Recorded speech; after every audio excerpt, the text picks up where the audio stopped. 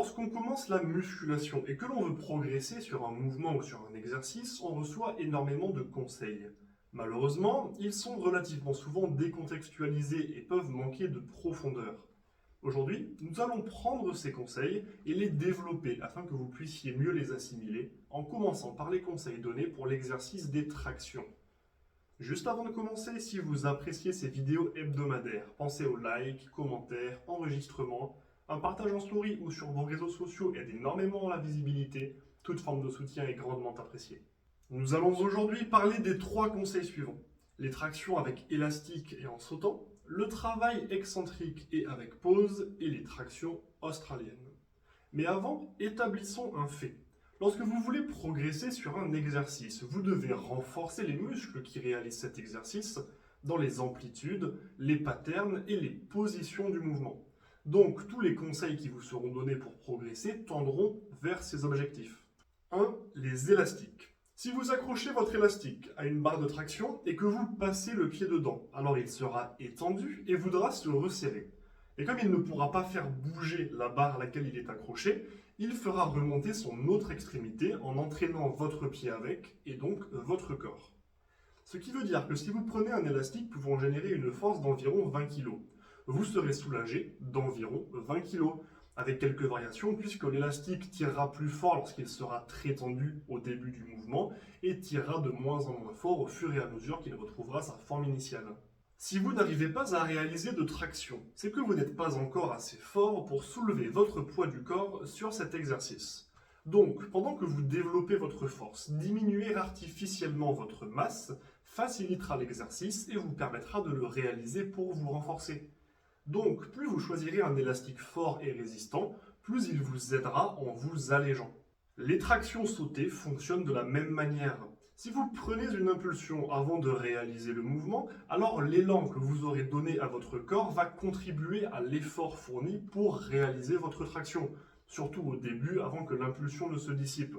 Donc, si vous manquez un peu de force pour réaliser une traction, mais que vous n'avez pas d'élastique pour vous aider, alors un petit saut contrôlé peut vous rendre service à condition bien sûr que vous gardiez l'intention de tirer aussi fort que vous le pouvez.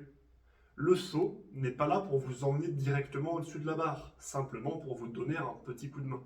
2. Le travail en excentrique et en pause. Imaginons que vous pesiez 60 kg. Cela veut dire que lors d'une traction, vous devrez soulever vos 60 kg. Donc, pour lever votre corps au-dessus de la barre, il faudra que vos muscles génèrent un tout petit peu plus de force, puisqu'il faudra mettre en mouvement ces 60 kg. Cela représente une certaine difficulté. En revanche, si vous voulez simplement vous immobiliser sur une position donnée, alors vos muscles n'ont plus qu'à fournir exactement 60 kg pour pouvoir stabiliser le poids de votre corps. C'est donc légèrement plus facile. Et même après ça, si vous voulez simplement contrôler la chute de votre corps sur la phase descendante de l'exercice, que l'on appelle aussi phase excentrique, vos muscles n'auront besoin que de générer un petit peu moins de 60 kg pour ralentir la chute de votre masse corporelle, ce qui sera encore un petit peu plus facile. Donc, si vous manquez de force pour réaliser une traction, peut-être que vous pourrez vous maintenir immobile à une certaine amplitude, puisque l'on a vu que c'était plus simple. Et même si ce n'est pas le cas, peut-être que vous pourrez contrôler la chute de votre corps sur la phase descendante du mouvement, puisque l'on a vu que c'était encore plus simple. Eh bien, c'est ça le but du travail avec pause et du travail en excentrique. Montez sur un objet qui vous permette de vous placer directement au-dessus de la barre, accrochez-la et laissez votre corps dans le vide. Tenez cette position aussi longtemps que vous le pourrez, et lorsque vous serez fatigué, laissez votre corps tomber en retenant le mouvement du mieux que vous le pouvez. De cette manière, vous allez travailler les muscles qui réaliseront une traction, d'abord en isométrie, donc en pause, puis en excentrique, donc en phase descendante, qui sont des variantes plus simples pour vous permettre de vous renforcer. 3. Et enfin, les tractions australiennes. C'est un exercice qui se réalise sur une barre basse avec les pieds au sol où l'on s'allonge en dessous de la barre pour venir se tirer horizontalement. C'est un exercice qui s'apparente à du rowing. Il va en effet renforcer les muscles de votre dos, de vos avant-bras ainsi que vos biceps, qui sont les muscles principaux qui vont rentrer en jeu lors de la réalisation d'une traction. Donc, le travail de renforcement est plutôt pertinent, d'autant que l'exercice sera plus simple à réaliser qu'une traction puisque vos pieds posés au sol vous soulageront d'une partie de votre masse.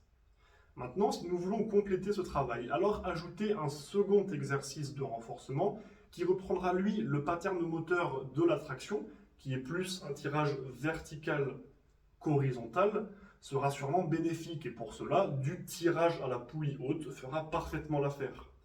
Mais globalement, renforcer vos capacités de tirage, qu'ils soient horizontales ou verticales, sera une bonne idée pour progresser en traction, surtout si vous êtes débutant. J'espère que cette vidéo vous aura été utile. Si vous avez des questions sur les points que je viens d'aborder ou d'autres interrogations sur le sujet, contactez-moi pour me les poser. Si vous avez des questions concernant votre diète, votre entraînement ou autre, n'hésitez pas à me les soumettre. Si vous cherchez un coach, préparateur physique, mental, réathlétisateur, nutritionniste, mettez-vous en contact avec moi et nous échangerons afin de mettre en place un suivi adapté à vos objectifs.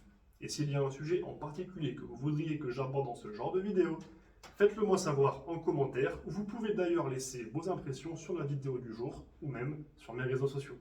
Sur ce, bon entraînement, et n'oubliez pas, rendez-vous fiers.